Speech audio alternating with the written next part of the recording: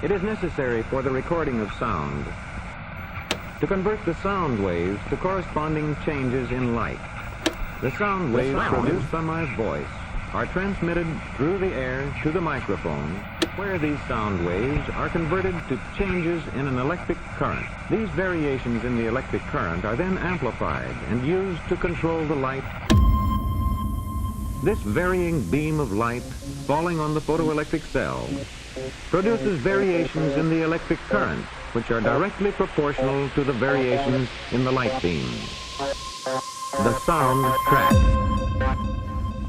As the varying electrical current in the photoelectric cell is small, a vacuum tube amplifier is required to increase it to the point where it will operate a loudspeaker. Sound track.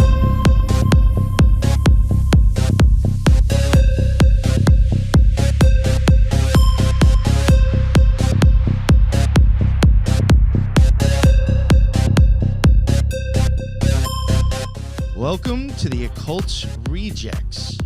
In this episode, we'll be continuing kind of off of the last episode, as you can see just in the title. It's quite obvious.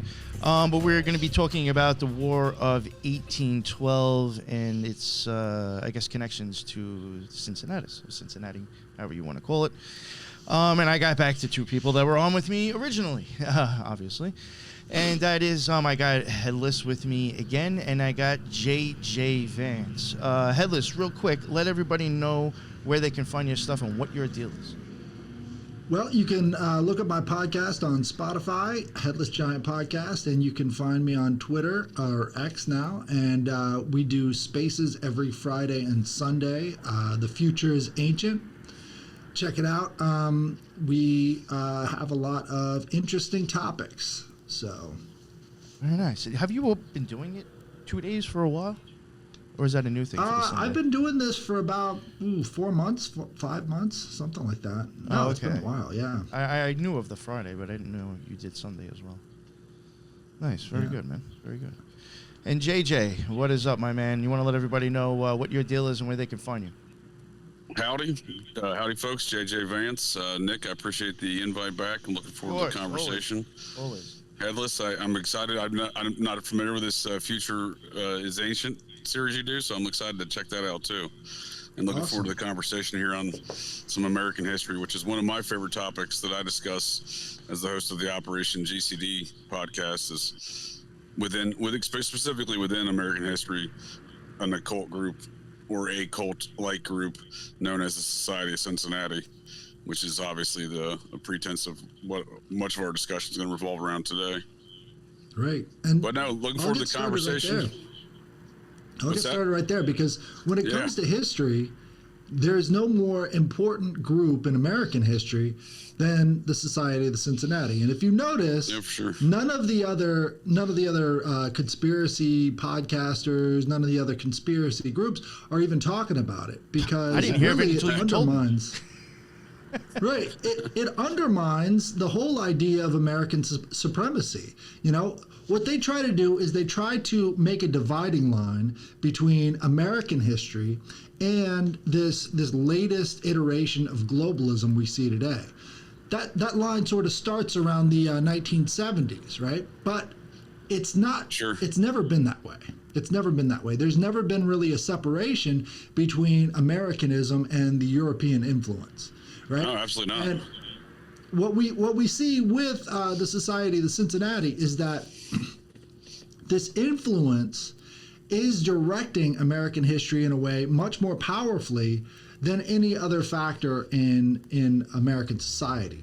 So unfortunately, unfortunately, this isn't taught in American History 101. It's not spoken about on the conspiracy angle. We don't see any of it. Now, two reasons: one, they don't know, or two, they understand how badly it undermines their position of freedom, liberty, and everything Americana. If it is number two, that means that they're lying to you. If it's number one, you should probably educate them. So this series that we're doing on the Society of the Cincinnati is very, very important for that, because if you don't get to the Society of the Cincinnati, you don't know anything about military history. You don't know anything about how these military events transpired, why we have wars every 10 years. None of that comes into focus. But once you know about the Society of the Cincinnati, you understand that all wars are bankers' wars, and this is how they did it, right? So Sure. the Battle of 1812 is definitely one of the most important battles to study when it comes to the Society of the Cincinnati, because this is the first war of aggression, first war of American aggression in their early history. And it took place primarily between Michigan and Canada, right? So Along the where they're Canadian at- border to the New England area, right? Right. And so what we see happening is that after the Revolution, America has made agreements with France. This is the entire reason for the Society of the Cincinnati in the first place. They've made agreements with France that they're going to keep the control in the hands of colonial officers. And colonial officers are the only ones allowed to join the Society of the Cincinnati. We've got a Right, guy but France named, made that same agreement, though, too, if I may interject. France had the same situation going because there's the French half of the society. So it's all one kind of collective movement, even though we look at them today, like you pointed out, as America and France, but it's really just the society. Right, and that was an important thing for France too, because they are on the cusp of this revolution getting out of hand, because they had a revolution in France too, and they thought maybe these societies can manage how things are done better than monarchies. That was the idea both in America and in France, and so they made natural allies at this point. There was a lot of But French. even- There was a lot of French dudes that I noticed from going through the list. I didn't use it in the first episode because I just didn't get to it. But there was a lot of them that were Masons before they even came over here. You know, and like it Right. just Oh, yeah. it just seemed like to me there was a lot. My opinion when I was looking at like George Washington being involved with whatever, but there seems to be a huge like French influence. I think that nobody really noticed. It just And seemed it's weird that to me. one- I was like, why it's is there that so one many lodge French of people into Freemasonry, too. occultism? Oh, Great what was that, Orient Nick? Lodge. Grand Orient Lodge. What were you saying, Nick? Right. I couldn't hear you there. It just seemed like a lot of French occult people. Oh, for sure. No, and I think that all that ties into the French and American revolutions through the Grand Orient Lodge with folks like Thomas Jefferson and other, I believe John Jay, some other characters amongst the founding fathers that were all members of that lodge. There Right. was a And so- lot of people that when I Googled them, you'd even find like history about them on like Freemason pages, but they're not claiming that they're Freemason. Like a lodge Right, might with have its own like website, and like for some reason they got the history of this dude, a couple of paragraphs talking about how much of a great man he was, but we don't know if he was a Mason. Right. Well, I think a lot of times when speaking of American history, everything gets just lumped in as Freemasonry, and I get the impression, I'm not a Freemason, but I get the impression from studying it, it's not that black and white. It's very gray, even internally to some of the actual brands and types of Freemasonry. Again, this Grand Orient one seems to be the kind of the renegade outlaw amongst Freemasonry and very much against the Vatican Church. So that I think that's again part of a long-standing tradition, if you will, amongst these families that are involved in the society, dating back to the through the revolutionary time of France at the same time as the American Revolution, dating back to their Knights Templar heritage in this ongoing aristocratic battle, if you will. Right. There was a decidedly anti-Vatican sentiment in America too. So, Oh, absolutely. The Vatican actually sent big old blocks to use in the Washington Monument. And what the builders of the Washington Monument did is they smashed them up and threw them in the Potomac River. So they were very decidedly anti-Catholic at that point. Now, again, what changes? What we see is that the Jesuits become far more prominent in America, and Jesuit big time. training becomes the preferred method of education for a lot of the American elites, the East Coast elites. And that shift really took things out of the anti-Catholic mentality and put it towards, more pro-Catholic, I guess there was a huge influence of Kabbalism in Jesuit mentality. So there was there was a lot of Kabbalism thrown in there, and I did not it's know all that. abstracted. Right, it's all abstracted. So what they'll do is they'll take the ideas from the Kabbalism and they'll abstract it for Jesuit training. So it's not exactly overt, but you'll find it if you're looking for it. Sure. Yeah, there's And even I been, believe. go ahead. Oh, go ahead, Nick. No, there's even been people that I've come across that I've, maybe I think I did like a couple of shows, mentioning all the cultists from back in the day. And there was a few Jesuits that I came across. I think one of them that I did cover. I mean, they were like Headless was saying. I was actually surprised to see, like, it's interesting how it's like, you're supposedly the Catholic Church, but you're like fully entertaining gematria, Kabbalah, all sorts of stuff that normally you'd be like, oh, no. But they were openly entertaining it then. They're openly entertaining it then, and it wasn't shunned upon. Very weird. And that's within the Jesuit order? Yeah. Athanasius Interesting. Kircher was huge into that stuff. Yeah. They'll have they'll have specific people who will be basically in charge of that department. But if you're outside of the permission area, then they'll persecute you for looking into it. Sure. But they'll have certain people within the organization that they'll be like, you're in charge of this. As long as you're on our side, that's fine. I've had people who have known people in the London Freemasons, and they'll say, sure, at some point you will have to come across a decision, kind of like punching a baby in the face, right?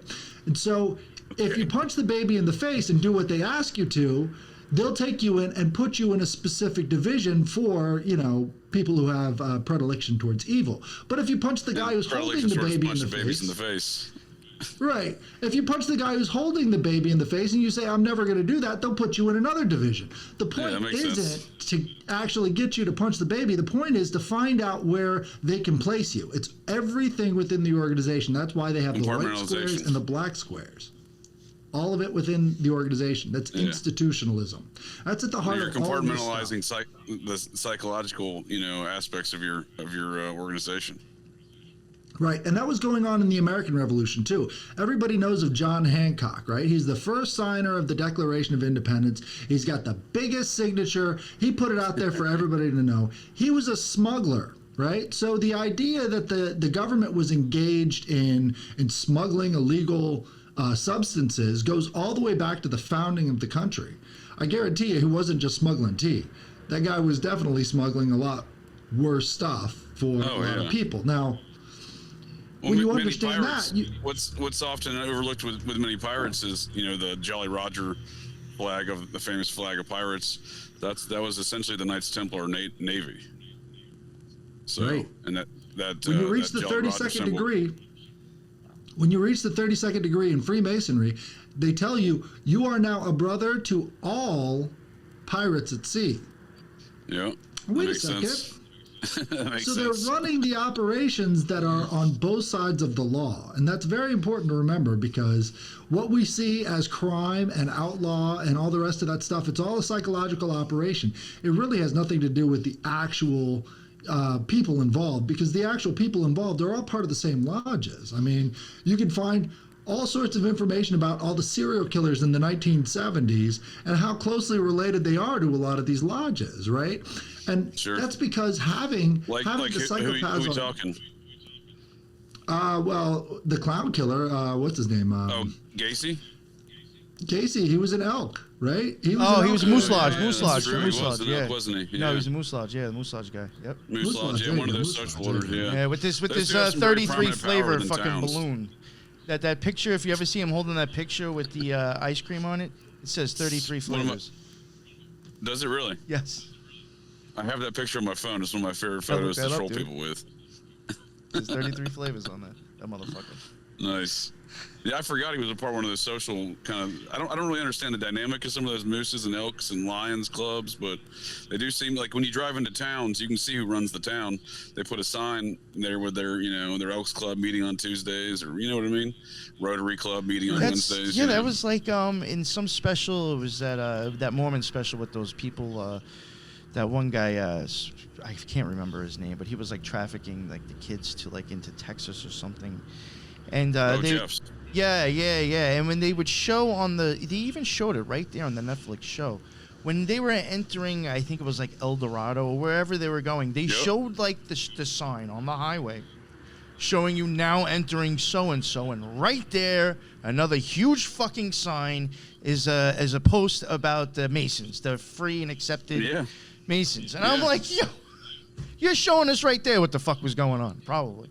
No, they're strong in Texas. They're strong. The Masons are strong in Texas. I've witnessed that myself. And I think Masonry is involved in speaking Mormonism. of the Jesuit strength in America, I would agree with you, Headless, in your assessment. I think they're one of the more powerful kind of secret societies, if you will. I mean, they're not really that secret, but secret societies in America. They wield a lot of power. Again, like you said, through the elite structures of the universities and whatnot. Like to that regard, for sure. Like places like Georgetown. There's a lot of them, but Georgetown obviously is one of the more prominent ones.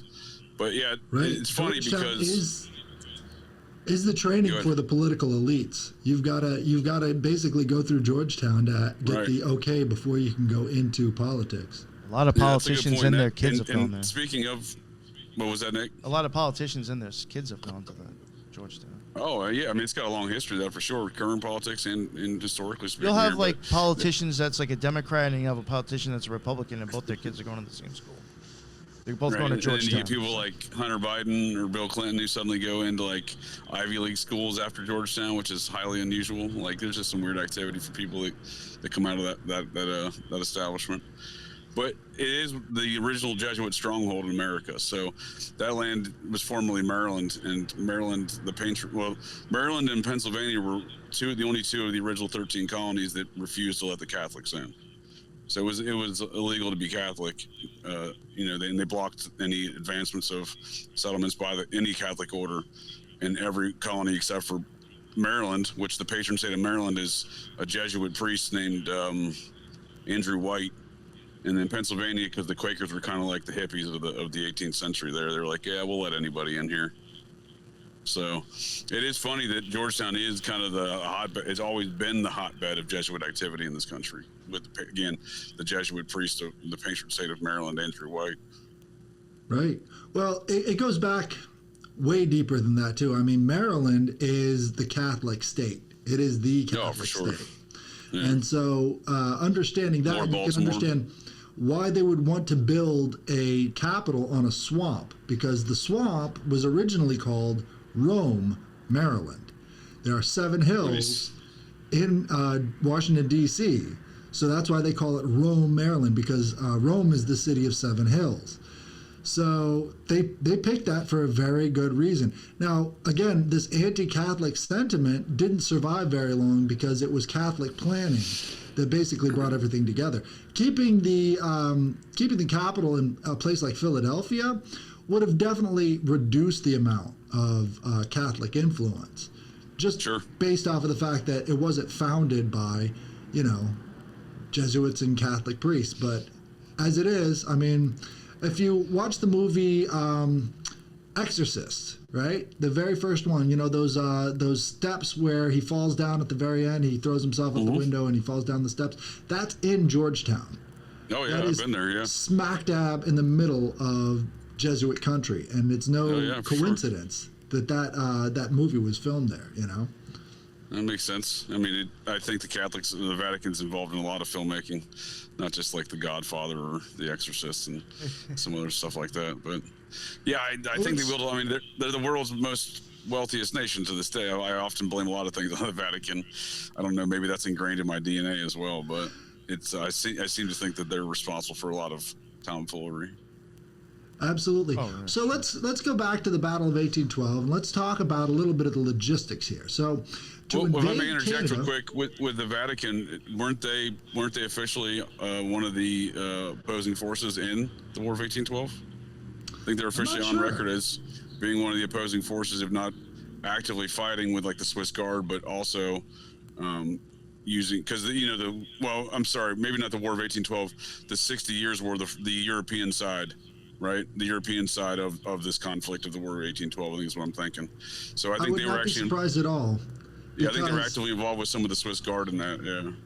Right, they were the ones supporting the monarchy in France at the time of the French Revolution, and so having that sort of vestigial grip on France is really what drove their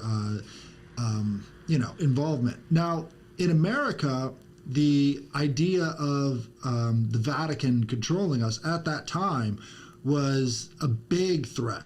Right? So you'll find all sorts of letters about how we have to keep the Vatican out of American affairs. We have to keep the Vatican out. We have to keep the Vatican out. Well, what happened to that? Where did any of that anti-Catholicism go? Well, money took over that. So now instead of looking, it seemed to be a byproduct of the War of 1812, right? Like, because the Vatican started moving through the Northwest country, Ohio, Indiana, Illinois, Wisconsin. They surged throughout this entire region, Iowa, taking over and settling, making a lot of Jesuit settlements as well during this time in the late 18 teens, early 1820s. So in the immediate aftermath of essentially what was the War of 1812 into 1814, I think officially. Huge settler colonialism going on with multiple different groups, and the Catholic Church definitely put their footprint on the Midwest. That was their goal, is to, right. So the trade routes around the Great Lakes were by far the most valuable in the country at that time. And this is one of the reasons why controlling parts of Canada was on the agenda in American Congress. They really wanted to have the ability to kick the British out of their settlements around the Great Lakes region. Controlling the Great Lakes region was what the Battle of 1812 was all about. Now they call it the Battle of 1812, but really it was kind of a continuation of the Revolution. And it was absolutely. I mean, they're trying to get the land right back that they ceded at the first Treaty of Paris, right? In 1783, the British ceded the Northwest Territory to the Americans, and really what they're trying to do in the War of 1812 is take that land back, right? Right. And more or less. What they wanted to do is they wanted to go south into Canada. So in Detroit, the way you get to Canada is you actually have to go across the bridge south into Canada, because there's a part of land that juts out where the British had multiple forts, right? And so what they did was they said, this is where we will make our stand. This is the place to have this battle. We need to get rid of the British forts in this area. So they came across the river, or they came across the that area, and they started just setting fire to these forts and started doing, and they were met with immediate resistance. None of the settlers wanted the American army there. None of the soldiers wanted the American army there, and they all knew exactly what this was. This was just a huge clawback, and it was one of the ways that America was paying off the French, because what the French wanted to do is secure that entire Louisiana territory, right? They wanted to secure it by any means necessary. Well, so America decided that the best way to do that is to attack the closest enemy at a point where they could easily, sweep down into the country, right? So anybody who tells you that the War of 1812 was a defensive action is just lying to you. It has nothing to do with defense, right?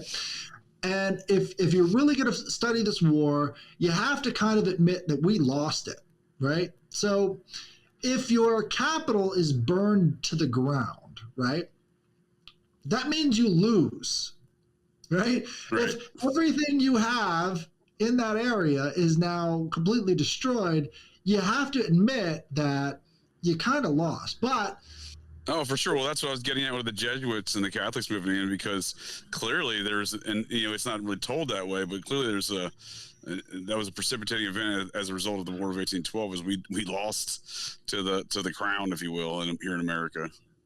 Right. And the siege of Washington and the burning of the White House is a notable affair in that endeavor.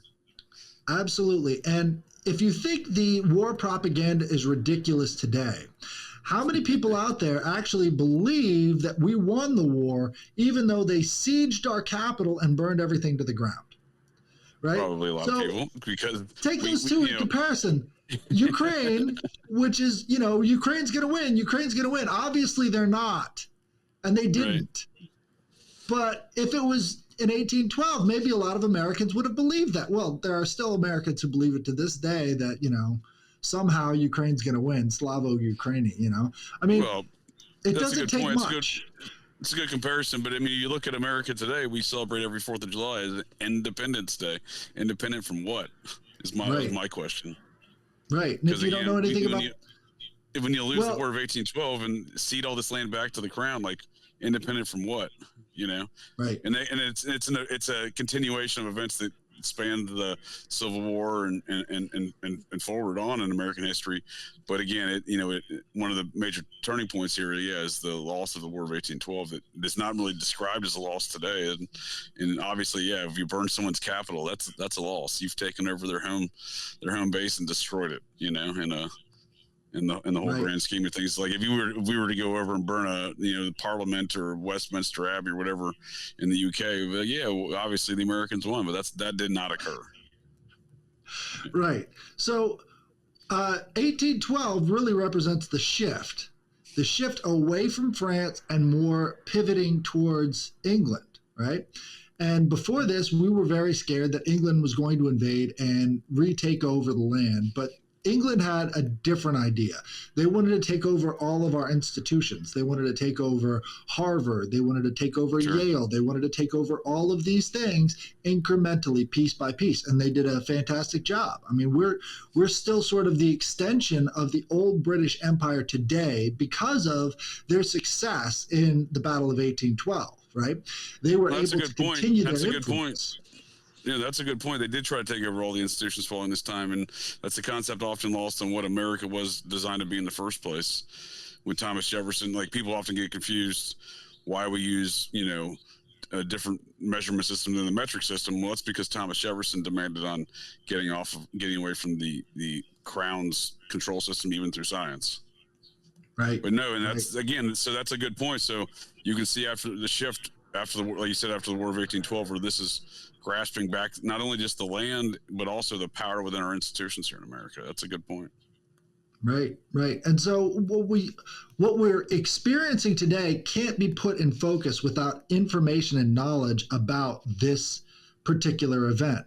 Now, I'd like to get into some of the personalities that were involved in this event, who were involved with the Battle of 1812. So if you've got more information about the Society of Cincinnati members involved directly in the Battle of 1812, let us have it, JJ.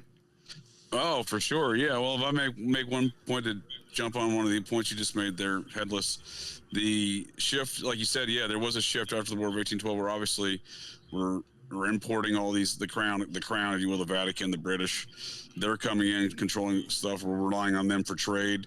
Well, I think that's also because they beat the French too. So the British defeated the French society at the same time. That's what the loss of, the infamous defeat of Napoleon was about. So Napoleon was a lieutenant colonel during the French Revolution, part of the OG membership of the society on the French side, because the Society of Cincinnati being half French, half American forces within their organization. The American Revolutionary Army and the French Revolutionary Army were the original founders and members of the society. So Napoleon was an original member, and he actually, following the French Revolution, General Lafayette, the counterpart to George Washington on the French side, he instituted, and this kind of speaks to what I like to look at, is just the gray area that was often involved in a lot of these activities throughout history, because Lafayette installs his cousin, King Louis Philippe II, I think, into power, and he immediately turns on the society. The new king does. Or I'm sorry, not King Louis Philippe, King Philippe, I think, II. King Louis was before the revolution. Anyway, he immediately flips on the society, throws all the generals in prison, kicks his cousin Lafayette out of the country.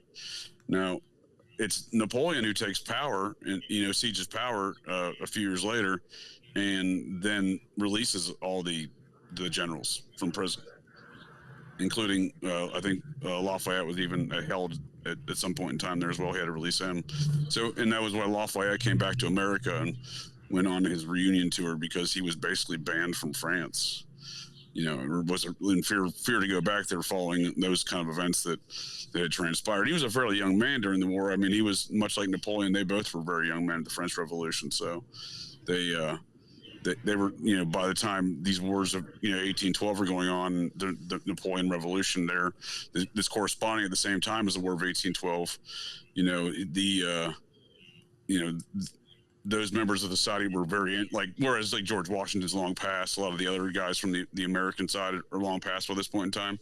It's folks that were young men during the initial revolution, like Napoleon, Lafayette, and on this side, President James Madison would have been another example. He's the president during the War of 1812. He's the one who flees the White House, during the siege. He was a captain during the American Revolution, therefore still around, doing presumably Society Cincinnati activity. So I don't view the things that Madison's doing over here versus the things that Napoleon's doing over in France as necessarily separate activities, because again, whatever they were up to, I suspect they were doing it collectively as a society, or at least somewhat collectively as the Society of Cincinnati. Right. But yeah, so I think when seeing all these power shifts and folks turn on each other, it is tough to try to determine what really is going on there. But yeah, it's seems to be a lot of power shifting at the time from France to relying on England as well, not just American. It seemed to be the defeat of the Society of Cincinnati, if you ask me. The defining factor in the Society of the Cincinnati is pre-democracy, right? So all of the wars, right, all of the conflicts are taking place within the society first before any of the general public gets to decide on it, right? We don't get the information that they're privy to. And so the idea there is that there's a separation of knowledge from the general public to this society, and the society gets all that information first, the general public gets it second, and then the general public gets to decide as soon as the society has decided, right? And so we look at things like the Civil War, right? This was a conflict going on within the Society of Cincinnati way before it ever broke out into open warfare in America. Well, it split the society in half, right? The society, the north and the south of the society, essentially, those chapters split, and then they went the way of the Union and the Confederacy, basically, or America did as a result of that split. Exactly. But it was reflective of a lot of conflicts going on within the society way before the open conflict, way before Fort Sumter, way before any of that stuff, right? No, I agree with you, and I often look at it like a large family feud, because there was a large family feud, in my opinion, involved in the Civil War. I think it's more of a meta-analysis of that family feud concept involved with even all the wars of 1776, as I call them, but were often described by historians as the 60 Years' War, dating from the French Indian War through the War of 1812. I think these are all dating before that, even back to the Knights Templar days, when they held a lot of the Templar were cousins with King John of Lackland and held him captive to sign a treaty of rights. Yeah, I know what you're saying, that these things, like, so what I look at is there's this internal feud that goes on, and that there's the spill out and fallout of it is what society deals with. I often relate it to the film series Star Wars. If you look at Star Wars from like an objective angle, like the Skywalkers are a bunch of dicks. They're going around blowing up numerous galaxies. They're blowing up numerous planets. They're killing everybody in their path from both sides, the good or the bad. Like the Darth Vader side of the Skywalker or the Luke Skywalker. I mean, they're all just dicks. They're blowing everybody up and killing everybody in their way over some big family feud. And I often view a lot of the stuff with the society, specifically within American and French history and European history, is the same way. Right. So, but I see what you're saying, because then that's a good point to make, that no one, like, I look at it like in American history, no one voted for a Continental Congress, right? It happened, and the product of it was pushed on everybody to decide, right? Like you said, but there was not a vote held, and like, hey, should we have a Continental Congress? Should we do a Constitution? Right. Should we declare independence? Before that, they wanted to set up something that would be easily pushed out of the way, right? Because they knew what they were doing at the time.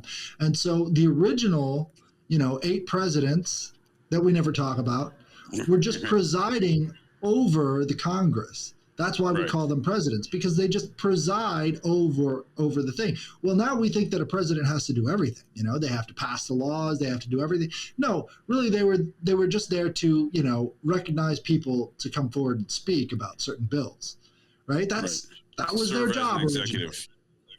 Right. But the whole point that they wanted to make was that we want power to be centralized, because if power is centralized in these specific presidents who are just presiding over the Congress, then we can have more direct control over the decisions that are made, right? All of this stuff is oligarchy. It has absolutely nothing to do with democracy, right? That's always the case. And, you know, to go even further than that, there's never been a separation between church and state. The church is the state. Always has been, right? So when people think that, you know, they're atheists or whatever and they're progressives, they're worshiping the state. Where do they even draw the line at worship? Do they even know what that word means, you know? So all the time you hear them saying our democracy, what you should be hearing is their God, right? Our democracy is our God. And that's what they believe. Pretty accurate description. Anytime they want relief, anytime they want anything, they always go to the government first. It's always their, you know, it's always their Santa Claus. It's everything to them. And that is a psychological condition, right? That is deeply held religious beliefs, right? Well, so if I may interject real quick, Headless. Yeah. Well, who is their God, right? That's a good point, but who is their God, right? If we're talking, especially if we're talking about the society, right? Who do they worship? Who is the society's God? I would go to their eagle symbolism, right? So the eagle symbol for the society, the Cincinnati, is connected to all of the other eagle cults throughout history, right? So let's start in recent history. What's a big eagle cult you can name? The Nazis, right? Yeah. They had the eagle cult. Obviously, the first one that comes to mind. Right, so they've got the standard of the eagle on top of the swastika, and that's their eagle cult. And then you go back a little bit, and you find that all of these Germanic empires always have this eagle. Well, let's go all the way back to ancient Greece. They were an eagle cult. Let's go back to Rome. They were an eagle cult. Anytime you see this eagle, it's a representation of the throne of heaven. Right, so the throne of heaven is the concept that there is a ruler over all these empires, and he gets to basically command and control the minds of the people who are engaging in this process of statehood, state making, right? Sure. Originally, according to the Greek mythology, that was Uranus, right? Uranus had the throne of heaven. Uranus basically means sky, right? So he's the sky god. And what do we say when we're done praying? Amon. Right. Amon is the Egyptian sky god, right? Sure. He's got blue skin because he's part of the sky. He's part of the dark sky. So you've also got this god Zeusamon that the Greeks created while they were occupying Egypt. And Zeusamon was the combination of both Zeus and Amon, two sky gods, right? Two eagle cults, throne of heaven right there. You know, and the throne of heaven, the seat of it, kind of looks like maybe sitting on the back of Nut, right? Because Nut is like a big bench. Yeah. You know, she's sort of covering the sky. That's sort of the idea of this feminine aspect to the sky god. What do we have? District of Columbia. Columbia, the goddess. Well, let's say that. I think you're spot on with some of the eagle cult references through time, but I think more importantly is the goddess worship within the Society of Cincinnati, and that's probably, again, dating back through their heritage, the big beef with the Vatican, because the Vatican was like anti-goddess worship throughout history, and the heritage of ancestry through these society member families are all through goddess worship. Different goddess worship iterations throughout time, throughout history of European and back into the Holy Land, if you will. But yeah, I think that Columbia is their most important figure within the society. That's my opinion. And again, it's their Columbia is a goddess that seems to be mashed together of Athena. With you might be able to do better with some of these than I do. Artemis, and there's another one, and it starts with an Diana. H. So Artemis is the goddess of the wilderness, right? And so it all kind of civilized. if you read the book, The Golden Bough by James George Fraser, it's a huge tome, but basically he focuses in on this golden bough ritual at Lake Nemai, right? The reflecting pool. Mm-hmm. They call it the mirror of the goddess, right? And what do we have in Washington D.C.? We've got the reflecting pool. Right, we've got the reflecting pool there. Now, what would happen at this Lake Nemai is there would be a king of the grove, right, which would be an escaped slave or a escaped convict who would go and pull the top bough off of this tree and then challenge the old king of the grove. Now he and the old king would fight to the death. Whoever would win would remain the king of the grove, and he would consecrate the district or the area to Diana. He would consecrate the district to Diana. Interesting. District to Diana. Right. District of Columbia. Right? So what they would do is, after they were done fighting to the death, and they had this basically human sacrifice ritual, is that it would bring peace and prosperity to the region. And this goes back to the Etruscans. This was done before the Romans took over at the Etruscans. So this ritual went on and on until I believe it was, who's that emperor with Nero, right? So Nero fixed the battle. Right, so he wanted to be have his guy as the king of the grove. So he fixed the battle, and everybody knew it. And they're like, "Well, Nero kind of screwed this whole ritual up for us, so we're going to kind of ignore it." But the idea is, you get a free man who's not part of these inner secret societies as your front man for the king of the grove, right? And what do we see every 4 years?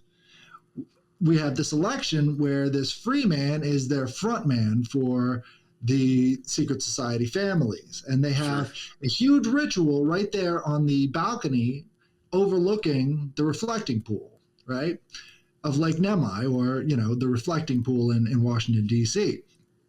Now you can trace Columbia straight back to Diana Nemorensis. It's right there. But let's look at the flag of Virginia for a second. What do you see there? You got the goddess standing on top of the tyrant, right? Thus always the tyrant. So you could see that as being very closely related to Diana. And even before Diana, that would probably be most closely associated with the Hindu goddess of destruction, right? Oh, yeah. She's in the same pose. Kali, right? She's in the same pose as Kali. And if you look back throughout all the mythology around Artemis, she's always associated with human sacrifice. Artemis and Diana are basically indistinguishable. They just started calling Diana, Diana Artemis in Roman times. No, for sure. I'm glad you make that point. That's a great point, because I think that we can loop that back to what you were saying before about the War of 1812, because I think part of this goddess worship of this Diana, Artemis, Hecate was the other one I couldn't think of. I was thinking that. Is mashed in there. Yeah, supposedly, that there's elements of Hecate mashed into this Columbia figurehead for the society. So I think a lot of that worship does lead to this warlike mindset, and we have a history of nothing but war, right? I mean, in this country, and you have a group that venerates that, like you said, thus the tyrants. Well, it depends on who your tyrant is, right? I mean, sometimes I agree with who their tyrant is, but other times I feel like, especially in recent years, it seems like the American public's become the tyrant. Right. Well, they keep talking in early American history about how they don't want it to turn into a tyranny of the majority. Well, they did a pretty good job of making sure that never happens with the Society of Cincinnati, because that's not even elected. You don't have any sort of recourse whatsoever with society matters. None. No. And they're the ones who control their the military. issues internally spill out over to the general public. I mean, I always propose the JFK assassination, which we briefly spoke before offline today, as a society feud. Like that's an internal feud from the society, because you have Lee Harvey Oswald, who was very probably a hereditary member of the society because his father had passed when he was younger. So he would have been passed on that membership through his second great grandfather, who was a believe, a major from the Georgia chapter of the Society of Cincinnati, part of the Georgia militia. And then you have JFK, who didn't have that hereditary membership, but by virtue of being the front man, as you pointed out, he's as a president of the United States, he's offered membership within the society from being in that role. However, he doesn't have the hereditary membership that Oswald would have. So I think some of these beefs within the society, again, occur, and then they spill out to the American public, impacting the American public at large. Yeah. And there's nothing democratic about it. It's another interesting thing about for that. Yeah. Another interesting thing about the flag of Virginia is the reverse side. That it doesn't show that on the flag, but on the reverse side, she has 3 sisters, and Diana Nemorensis has 3 sisters. She's a triple goddess, just like Hecate. Oh, interesting. Right? So Diana Nemorensis is very, very, very closely related. Now, if we look on top of the Capitol building, there's Statue of Freedom up there. Very clearly, that is Artemis. Very, very clearly. Now, there was an interesting feud going on within the society about that statue specifically. They wanted to put on her head a Phrygian cap, right? They wanted to put a Phrygian cap on her head, right? And that pissed off Jefferson Davis, because Jefferson Davis didn't want the symbol of a freed slave to be put on their symbol of freedom. Right. So Jefferson Davis threw a big fit. He's like, no, you will not put a Phrygian cap. Now, again, all of these people know very specifically what this symbol means. They all know what these symbols mean. Right. So anybody giving me no, sorry to interrupt you. Go ahead. Well, anybody giving me the whole song and dance about how, oh, no, these are just artistic. Oh, I hate that. It's not. I hate that. It's intrinsic. No. Yeah. Yeah, and the Statue of Liberty used to be depicted with that same, how'd you pronounce it, Phrygian cap? Yeah. Phrygian cap, there we go. I always mess that pronunciation of that one up. Right, there's a bunch of weird things going on in Turkey, right? One of those things is Phrygia, right? So Phrygia in Turkey and Friesland up in the northern Germanic region, right? That's where the Rhine has its entrance. You've got these 2 places existing in Turkey, right? So you got Friesland or Phrygia, right? That's what they call the people from Friesland is Phrygians, right? Yeah. And they also have Phrygia down in Turkey, which is like the central part of Anatolia.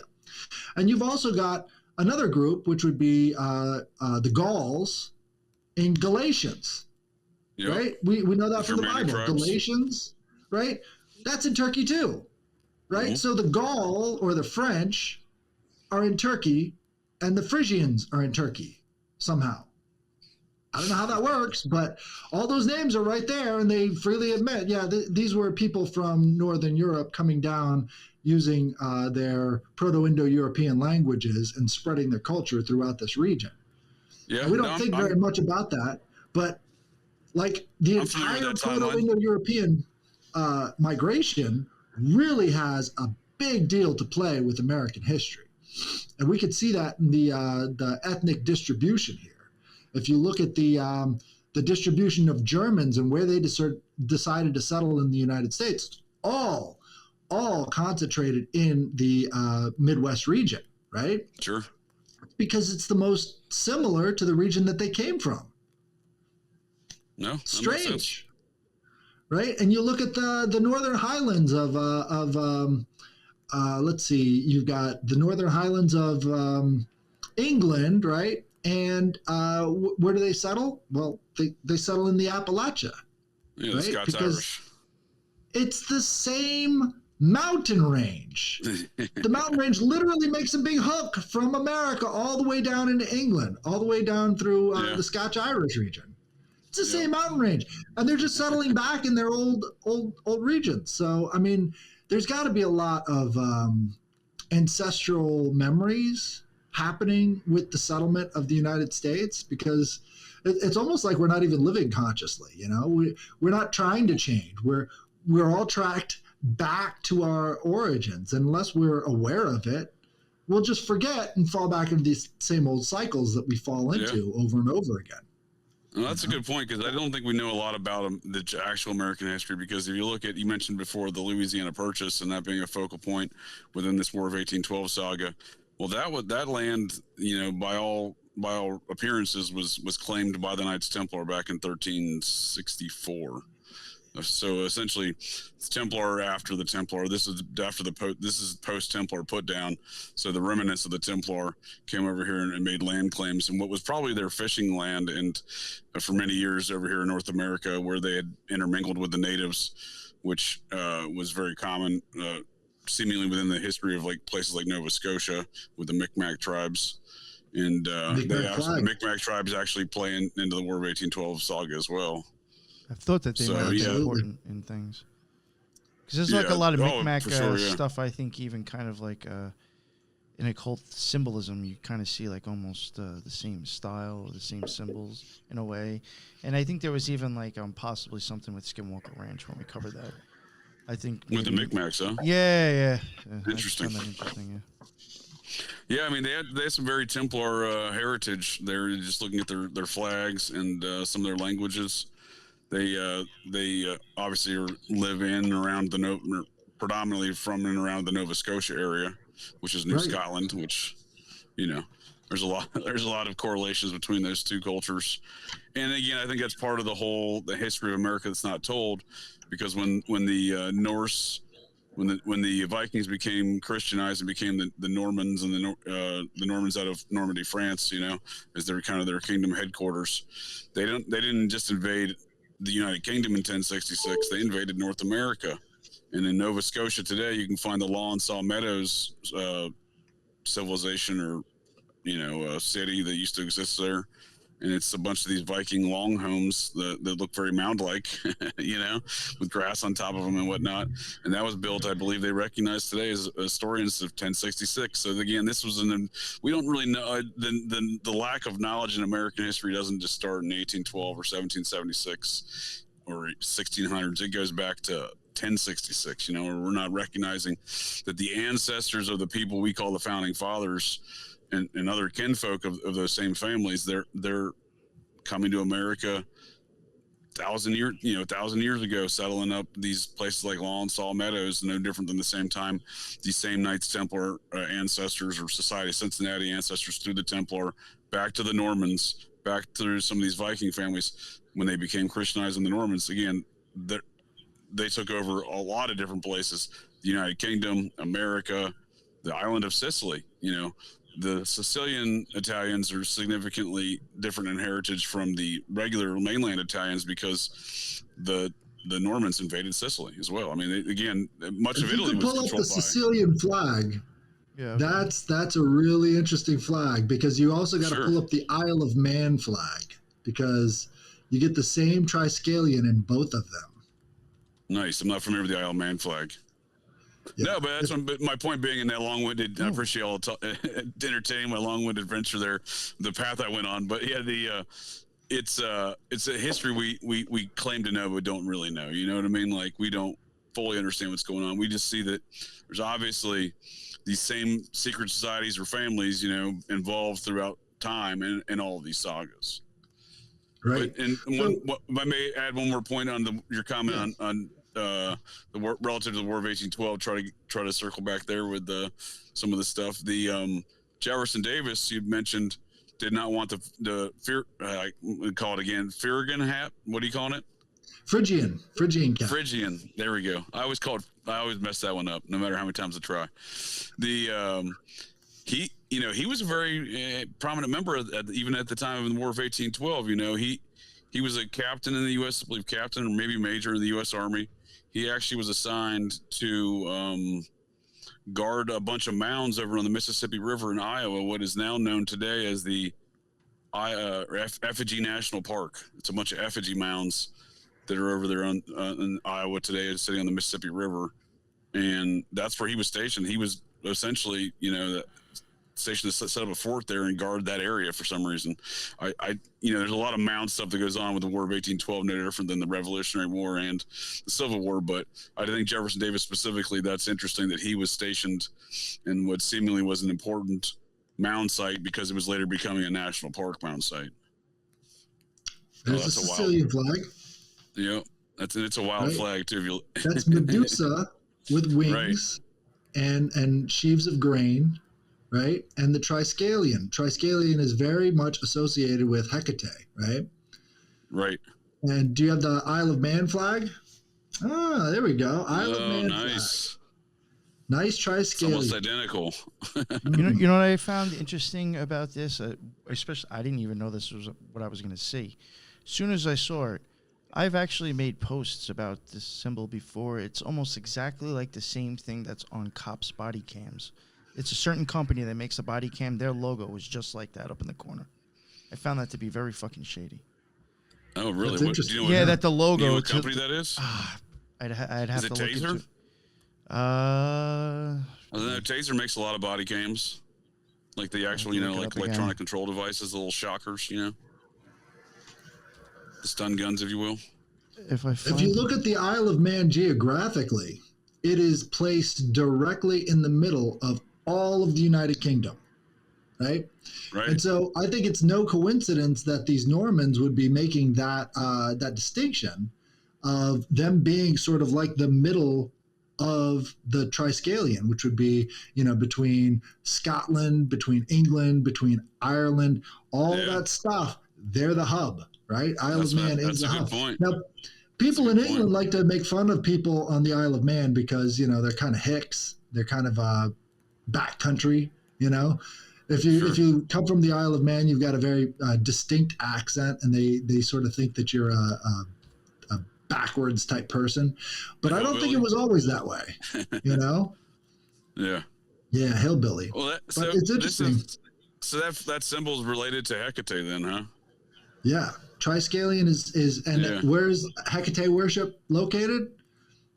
Back to Turkey, Anatolia. Right.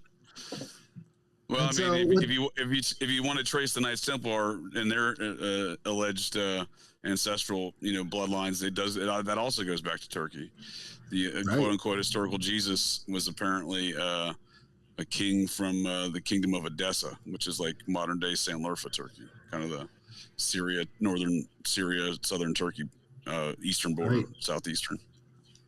So the southeastern border. The story of Cincinnati goes back to Turkey. Oh, Axon. Okay. Oh, nice. There you go. Good find. Nice Triskelion. I saw that. I was like, yeah, that looks familiar. And I was like, yo, that's always in the top corner whenever we're shown footage, body cam footage on the news. That's always. That's a good point. Yeah, I did not recognize that before. Yeah, that's worth looking into. I guarantee you they might have some Norman background in there. Right. They also control a significant amount of surveillance, don't they? Because they can hack into that stuff internally from the company. There's no way they can't access their own software wherever it's at. Right. You know what I mean? So I always look at companies that have such control over a market like that. That's a lot of surveillance they have control over. So it would make sense to be one of these families. After Obama basically mandated that all police officers wear the body cam, it was that company specifically that got the contracts for all of it. That's not an accident. Oh, I did not realize that. Interesting. Right. I've never I had assumed it must have been pretty military police past. I assumed it had to be pretty huge because the only reason I even noticed it is seeing so many different body cams constantly having it. I was like, oh, what is that? Oh, that looks familiar. Yeah, so it is used constantly. You will see that constantly if you pay attention to body cam footage. Right. Add another leg and what do you get? The swastika? Oh, yeah. Swastika, yep. Took me too long. Yes, you do. Wow. But I think Cincinnati also has some history back to Turkey, to ancient Turkey. And I believe it was... A lot of the mounds have history back to ancient Turkey. A lot of the mounds, the oldest Adena mounds, the best interpretation of the language I've seen in those mounds from the tablets the known tablets have been recovered, that we have record of still today, because there's lots of tablets have been lost, is ancient Hittite, which is like this, roughly around the same time these Adena mounds are being built, but a culture that existed in modern day Turkey. Proto-Hebrew, ancient Hittite. Proto-Hebrew, yep. Yep. There you go. Yeah. So a lot of stuff that goes there's back a connection. To We're just not being told about it, and these people remember because they're putting it on their freaking body cams. No, but that's great that's connected to Hecate, because it seems to infer then a much longer lineage of this goddess worship of Hecate within these same families, right? So it's not just the Society of Cincinnati using that in the Columbia goddess characteristics, mashing Hecate in there. But it seems to be that that's possibly for some, which I've often alleged with these families, past knowledge bases passed down through the bloodlines, right? So that seems like that's with a hereditary membership like the society, that makes sense that they're passing down to the paternal stuff. But before the society, how was this stuff getting passed down? It was clearly getting passed down through the same bloodlines, it seems. Right. Yeah. And I believe these bloodlines go all the way back to ancient Samaria, and they know who they are. They advertise it, They advertise it. Have you ever been on the Mormons genealogical database, FamilySearch.org? They go back way before BC, like thousands of years BC, or at least hundreds centuries of BC. When I covered Skinwalker Ranch, I basically used their own shit to show who the Mormons were that were involved. I got almost all their shit from their own sites because they show so much family lineage if they have it. It's pretty creepy. I agree. I think much like the society. Much like the society, it's all an open secret. If you just read their own literature, they'll tell you, and they'll try to pass it off as not being important. You have to have the connections to understand what is important about this stuff. Yeah, I mean, they have pictures of Strawberry Fields Reservoir in Utah that I was just looking at.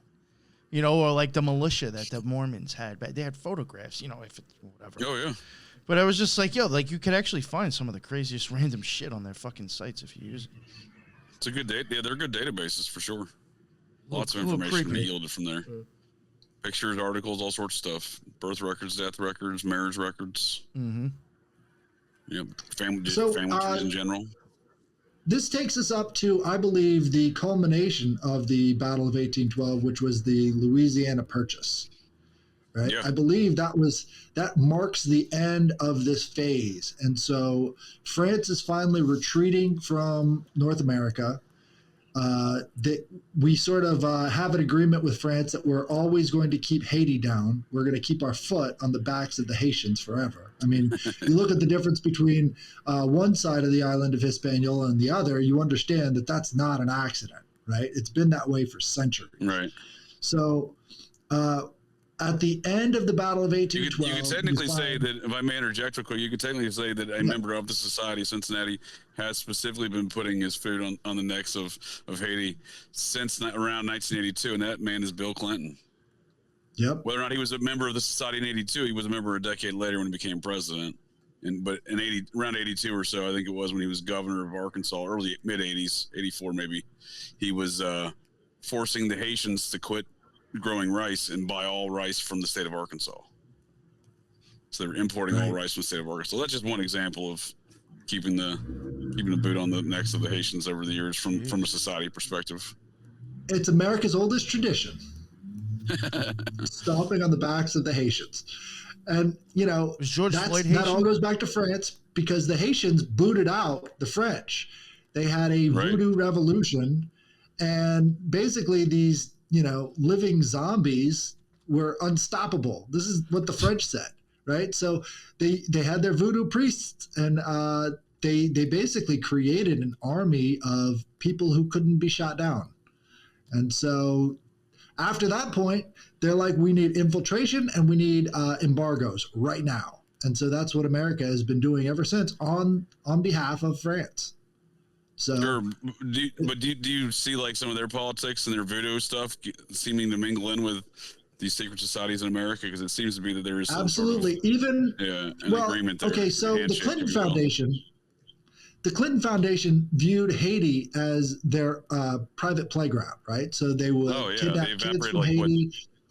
$10 billion in donations there between. That was actually the Bush Clinton Foundation in that instance with the $10 billion that they evaporated. Right, and it's not just them; it's also Jeffrey Epstein. So Jeffrey Epstein would also threaten his victims with voodoo dolls. He was big into voodoo. Yeah, I believe he was trained.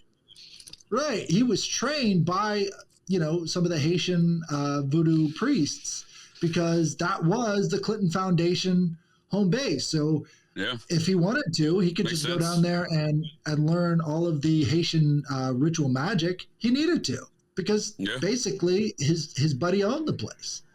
Yeah, and on paper, he started the Clinton Global Initiative, so he's deeply ingrained within that whole machine work. That's a good point about, because again, I've long suspected Epstein to be involved in some sort of ritual ceremonial magic, so that's a good point of where a likely source of some of that knowledge he learned was. But yeah, I think there is some sort of handshake between some of these secret societies within American political power structures and the Haitian stuff. But yeah, there does seem to be a concerted effort to keep Haiti the poorest country in the Western Hemisphere.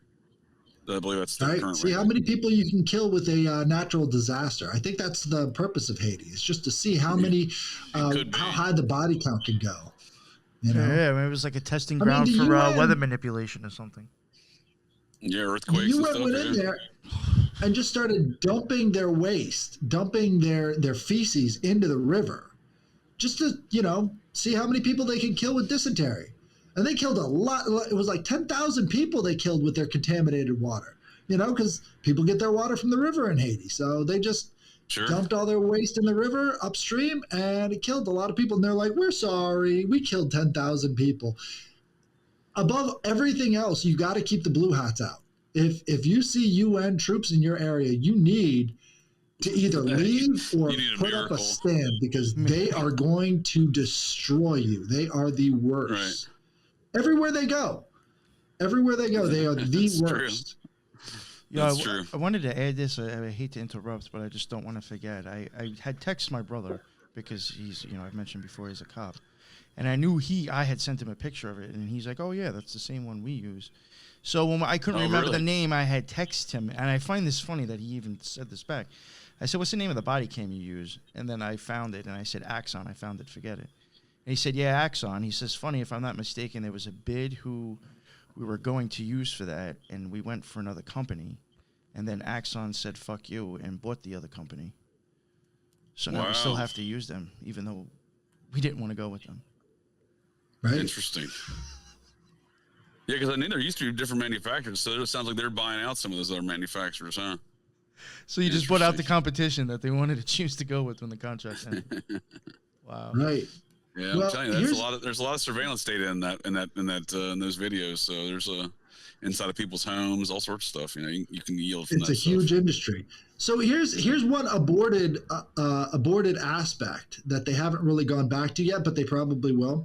It's called the PAT scan. If you look up PAT scan, it's a Patriot scanner company. Basically, it's a detector that they put at the doors of hotels and shopping malls that they want to scan everybody as they enter into it. And they put this forward the same day as the Las Vegas shooting.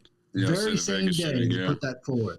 They haven't gone back to it yet. Allison and the DHS guy were involved in that, right? Yes, sir. Sheldon Allison and the DHS Chertoff. Yep. They were both heavily involved in this company. It hasn't come out yet, but it will be. It will be. Yeah, they're not gonna miss the next opportunity. Yeah, they seem pretty serious about that. Yeah, that's a very intrusive technology. Some sort of device that I've seen mentioned before in the past. I forgot the name of it, but it was like something that was like portable, and they were able to like drive around and supposedly like turn it on, and actually just be able to like see the identity of pretty much all the people around them. It was something weird like that. Backscatter, like a portable backscatter machine. They put them in like big vans, like a big cargo delivery style UPS style trucks. I don't know, but I remember seeing some shit like that. I was like, what the fuck? It's like a larger version of what you see at the airport when going through those kind of scans. It's the same backscatter technology. Well, they've got radio transmitters that can basically pick up all of your data. All of your data. What are they called for the cops? They've got this like suitcase. It's like a shark or something. I forget the name of it. But basically, maybe that's what I'm thinking about. It intercepts all cell phone data. They can look you up on the spot and know everything about you, and they probably even flag you in different ways. So as soon as you're pulled over, it's like a cell phone tower. Right. Yeah, I know you're talking about. It's a false cell phone tower that just collects everything. So sorry to get off of 1812 with that thing, but no, it's fun. Yeah, I just thought that was weird. I mean, it's like, what a coincidence, too. Right. No, I think we actually made some good points there, because like look at circumstances like the Las Vegas situation with this implementation of this new, obviously unreasonable search, as far as unreasonable searches go relative to the Constitution. You should have an expectation of privacy, not to get your entire body scanned every time you walk into a facility. I think whether or not those machines would actually survive constitutional challenges in courts, it's hard to tell in the current state of justice in America and the court system. But I would call that unreasonable level of search. And I think that goes back to what my overarching point with a lot of these things are, dating back to the War of 1812. I'm sure there were folks internally in the United States that were happy to assist the British, right, within taking back over this country. And when I say people, I mean like within the elite structures or the power political structures within America, the wealthy political power structures, much like we see today with people like Sheldon Adelson, right? Sheldon Adelson is apparently happy to fund these sort of ventures. He's an American citizen, or was an American citizen. He's passed, I believe. But he was happy to fund these ventures to infringe upon people's rights from not a governmental perspective, right, but just a general perspective of whatever forces he's operating within it, which could be related to the elements of the government, or could be related to, like we said before, the world kind of global kind of elements of power, right, which is the crown, if you will, or the Vatican. And and that's really, again, who was behind the War of 1812. From my perspective, I see those people, again, as we've already discussed, they're seizing institutions, they're seizing property, like they're just taking this place back over, in my opinion. Right. And they try to do it when American forces fought back between the War of 1812 and the Civil War. They were ready to do it with the Civil War, because the Vatican and, again, the Crown, generally speaking, was supporting forces on both the northern border and the southern border, ready to take back over America, had Abraham Lincoln not found some sort of resolution to the matter. And then once again, you find conspirators of Abraham Lincoln's assassination being hidden by the Vatican for years. It became a very big issue, politically speaking, where the U.S. is ready to cut off the Vatican relations, diplomacy over the matter. Unless they Maryland. Get the guy. So, yep, and it all went down in Maryland. Yep. So an interesting part of the first part of the presidency of George Washington is the rebellion that he put down, right? Sure, the Whiskey Rebellion. The Whiskey Rebellion, right? So the very first thing he did is he went after the whiskey producers for not paying taxes. Now, how much of our mythology is about taxation without representation? Right. We all say, oh, that's why we went to war with the British. Well, that didn't really hold up within the first few years of the presidency, because clearly George Washington didn't feel the same way about taxation without representation as he did just a few years earlier. But if I may offer an alternative perspective to that, I like where you're at, but if I may offer an alternative perspective. What if this taxation of the whiskey is the story we're sold today, and throughout this British reinstitutionalized America that's occurred, especially more progressively since the War of 1812. But because the first free city in America that Washington started in 1783, in September of 1783, following the Treaty of Paris, was Washington, Pennsylvania, and that just happened to be the location of the area of where this Whiskey Rebellion was taking place. So I often wonder, is there more to that story, right? Was there more issues? And again, prior to that area becoming Washington, PA, getting back to the War of 1812 business, Washington was one of the commanding officers in that area for the British Army, and led his during the French and Indian War. And led the commanding officer of the British Army in America, General Braddock, to his demise. I often think that was intentional and not just some sort of ambush. As historians will say, like, oh, well, George Washington and some of the other folks got ambushed. But the people that survived were all members of the society, later become members of the Society of Cincinnati, prominent members. I actually have 3 or 4 forefathers that were on that mission of the ambush of General Braddock. They all survived. You know what I mean? Like they all lived. So was it an ambush, or was George Washington and fellow future members of the society, including people like Meriwether Lewis? Meriwether Lewis. I believe was his father. Your grandfather, Colonel Nathaniel Merriweather, he was another prominent officer, right? So you have from the Lewis and Clark people; they were members of these societies, Cincinnati, years later, right? But I'm saying in the years preceding, that would ultimately end with the War of 1812, these French and Indian Wars. And again, George Washington at the onset of those activities there, and it involves the same area of activities that we're talking about with this whiskey rebellion. So I often just wonder, like, what the truth is and all that, because again, another important fact about that geographical area is those are some of the oldest mounds and cave drawings we have in America, or in that same area as the Whiskey Rebellion. So just an alternative perspective on those activities. For that, I'd like to remind you of the one major similarity between George Washington and Donald Trump. They're both real estate developers. That's a good both real estate developers. So that's what he was engaged in, right? He was developing real estate. And one of the main that's great. points of contention that a lot of people had with George Washington was the amount of land seizures that he was doing during his presidency. And so I think that whole Washington, Pennsylvania, that was a project of his, you know. Oh, it probably was. It probably was. Right. Yeah. And so a lot of the people around it did not like that project going forward on their land. And so you got to send in the army. That's certainly possible. But I often wonder what the actual feuds were. I mean, we're sold to the feud with the taxes today, but like, I look at it more of there's these feuding secret societies type of environment, and the rest of the society, rest of American society in general is just left to deal with it. So maybe these people were butthurt because they were left to deal with, is what I'm getting at, right? Right. They're like, why are these Skywalkers destroying my town or my planet, like in Star Wars? And they're butthurt over it. That's the way I look at these circumstances. Yeah. I'm not sure if it was taxes related. I know it's sold as that. It's often described, well, George Washington ran a competing distillery, 400, 300 miles, east of there. I mean, that doesn't make any sense, right? There wasn't distribution channels of whiskey 300 miles at that point. It would make no sense. You're doing everything by horseback.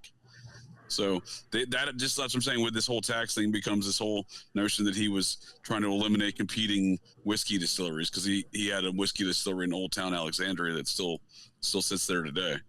But in Virginia, it's still a bar. I don't remember the name of it off the top of my head now. I want to call it Francis Tavern, but that's where he gave his victory speech in New York City. Was Francis Tavern? That still sits there today as well. Didn't he create the layout for Alexandria? He was the surveyor for that area, and he put all that together. So if you really want to see the mind of George Washington at work, go to Alexandria, Virginia, because he put that whole thing there, and his Masonic Memorial Temple is right there on the highest hill in Alexandria. So if you want to see the mind at work, that's the place. And I'm glad you brought that up, because I actually was recently at that. Took another visit to that Masonic temple not that long, a couple months ago, and I realized he kind of has his own brand of Freemasonry. Speaking of these different brands of Freemasonry, there's a series of George Washington lodges within the Scottish Rite of Freemasonry. I relearned a lot about Freemasonry on that visit, because I hadn't even heard of some of these other brands of Freemasonry. And Headless or Nick, you might be familiar with it. It's like one of the weirder ones I saw was, besides like the Shriners and stuff like that, or the Jesters for that matter, they have like a museum in the George Washington Lodge on like the second floor, all these different brands of Freemasonry.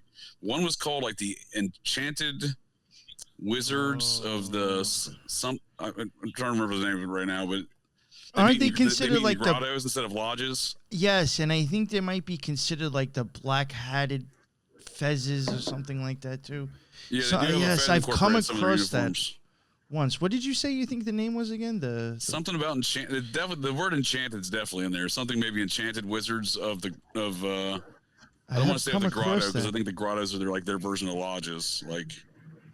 But it was a. I mean, if I had heard of it before my previous trip to that temple, I'd forgotten about it, because it was blew my mind learning about this different brand of Freemasonry that existed. Mystic Order of Veiled Prophets of the Enchanted Realm. There you go. Nice. I mean, it's a cool name, right? Yeah. What they do with Freemasonry, I have no idea, right? Like that just seems like if anyone's up to some bizarre stuff in Freemasonry, I'm going to start looking at the enchanted wizards over there. And I was wow, one of them has fucking Sinatra on it. Sin A and then TRA. One of their hats, but it does say for a few years, the Mystic Order of Veiled Prophets of the Enchanted Realm had no official emblem to wear. Word got around that the Mystic Order of Veiled Prophets were permitted to wear an emblem that set them apart from others, and a black fez head covering was selected. There you go.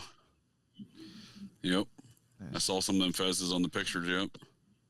Interesting group. There wasn't a lot of information. I wasn't able to readily find a lot of information. I haven't dove too deep into it, but I just want to know what they're like. What does this brand of Freemasonry do? Like, what's their shtick? You know, like, what are they involved in?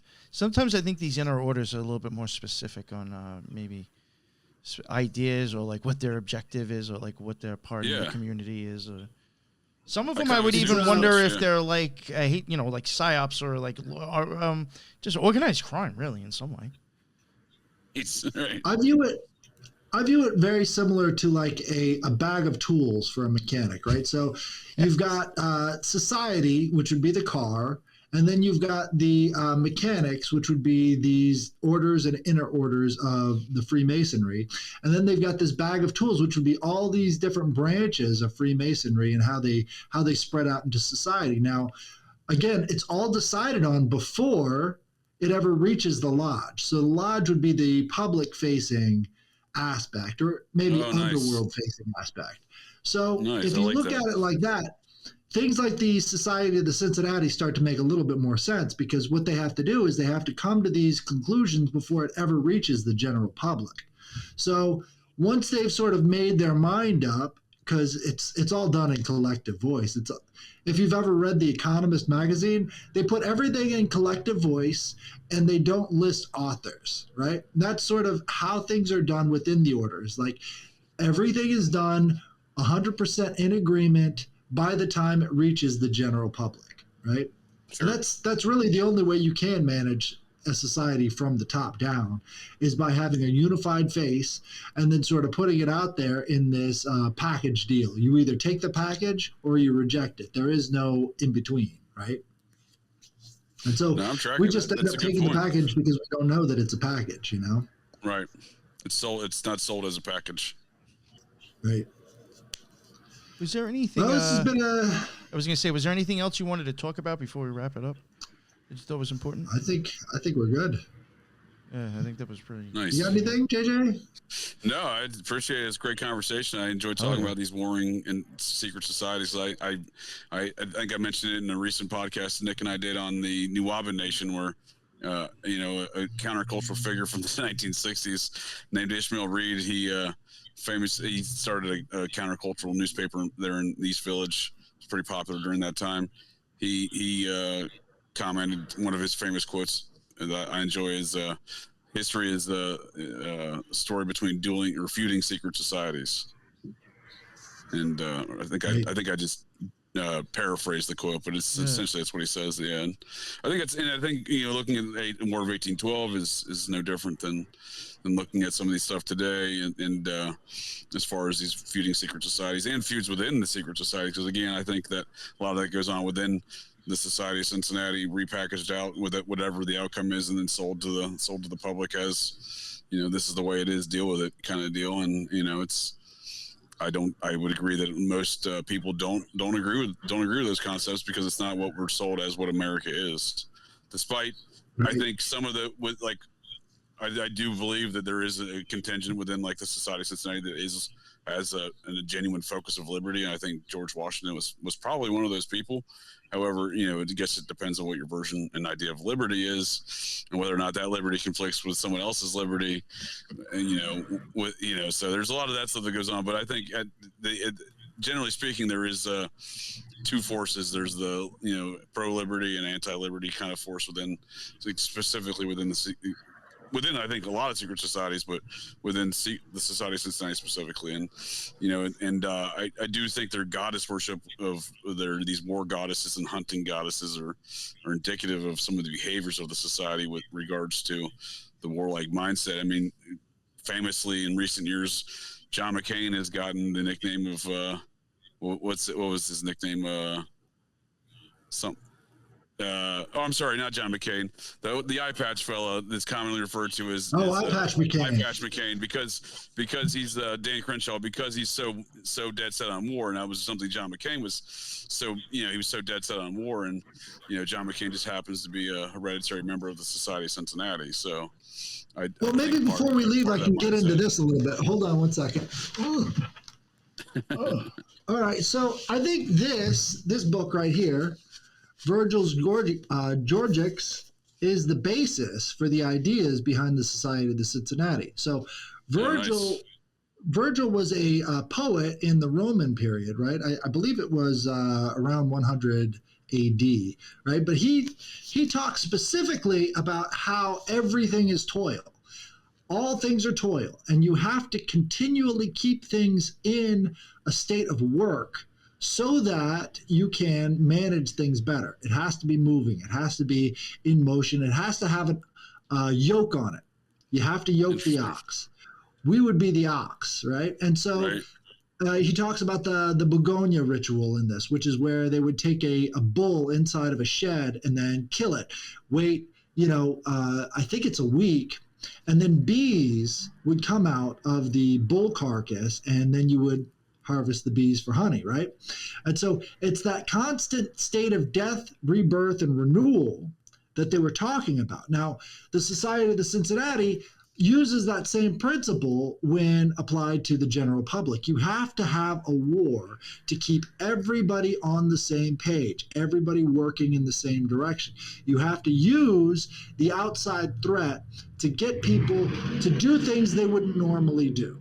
Right. And so this is one of the reasons why they would continually have these wars, at least once every 10 years, as part of a schedule to keep people on the same page. So really, war is a human sacrifice ritual that must be done so that they can continually maintain their authority and their power. So what we see is these, random threats in the Middle East are really a part of a wider agenda on a domestic level than it is on an international level. They're trying to keep us in the same bandwagon, trying to keep us moving forward.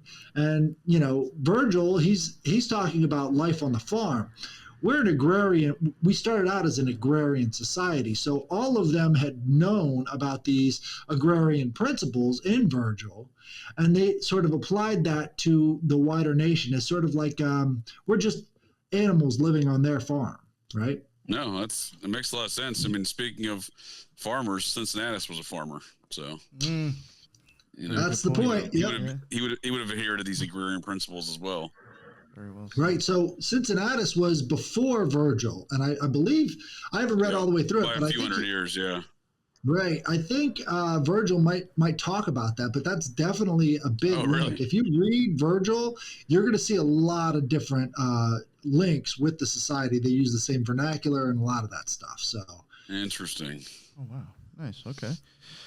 Well, thank you guys very much. That was a great episode. Oh, one more thing. Go for it. A preview coming up. So I contacted my father about this whole Society of the Cincinnati thing, and he has a contact within the Library of Congress who can probably digitize Adanus Burke's letters to George Washington concerning the Society of the Cincinnati, which would be the first time it's ever been digitized. I found, really, really low quality versions of it in terms of like pictures, JPEGs, but it's completely unreadable. So I'm hoping that his connection within the Library of Congress can actually digitize this in a readable way so that we can actually have what Adanus Burke, the guy who, first stood up against the society back then, we can know what he had to say, because I guarantee it's going to be very prescient as to what situation we find ourselves in today. Well, that'd be interesting. And let me know if you need any help with that, because I live not far from D.C. right now. So I've been in the Library of Congress looking at some of the old records in years past. That's how I discovered the Society's interest in the mounds, because a lot of their surveys were in the Library of Congress. Those are some of the earliest records in our country. Nice. Yeah, no, absolutely. I'm looking forward to that. I hope that works out. That'll be fun. It'll be interesting for sure. Yes, yeah. So fingers crossed that works out, and then there'll maybe be a part 3. So Nice. Yes. Thank you both. And JJ Vance even mentioned something about the Nubian Nation. Yeah, we do have that coming out eventually, and there will be a part 2. I do need to get in touch with you, JJ, to schedule another part.